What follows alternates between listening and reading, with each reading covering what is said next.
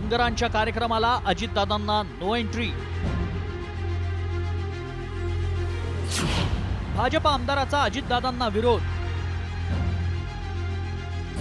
पडळकर पवार संघर्ष पुन्हा पेटला।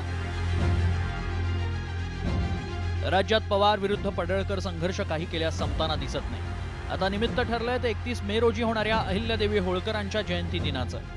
पुण्यात पुण्यश्लोक अहिल्यादेवींच्या 300व्या जयंतीनिमित्त तब्बल 50,000 धनगरी ढोल वाजवून अभिवादन करण्यात येणार आहे। या भव्य कार्यक्रमासाठी केंद्रीय गृहमंत्री अमित शहा देखील येणार आहेत। तसंच मुख्यमंत्री देवेंद्र फडणवीस आणि उपमुख्यमंत्री एकनाथ शिंदेंसोबत झाडून सगळ्या मंत्र्यांना बोलवण्यात आलं। मात्र या कार्यक्रमाला अजित पवारांना बोलावणार नाही अशी भूमिका भाजप आमदार गोपीचंद पडळकरांनी घेतली आणि इथंच नव्या वादाला आता तोंड फुटलंय। अजित पवार नाही बोलला। हा सरकारचा कार्यक्रम नाही, हा धनगरांचा कार्यक्रम आहे। धनगरांनी ठरवलेला कार्यक्रम आहे। सरकारचं कुठलंही मदत घेऊन हा आम्ही कार्यक्रम करत नाही। हे बघा, एक रचनात्मक आम्ही कार्यक्रम करायला लागलोय। हा पार्ट किरकोळ आहे, तो विषय तुम्ही प्लीज विचारू नका। हा काय राजकीय आपला विषय नाही।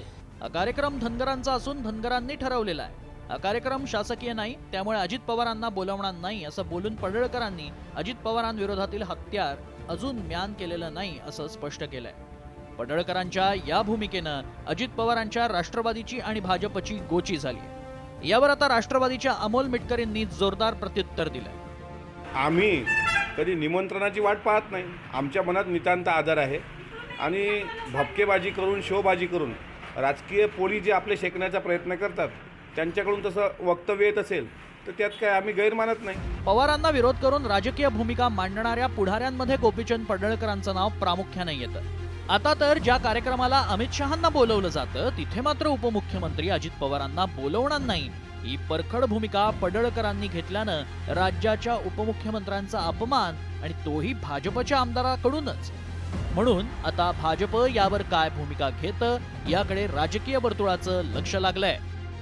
ब्युरो रिपोर्ट, साम टीव्ही।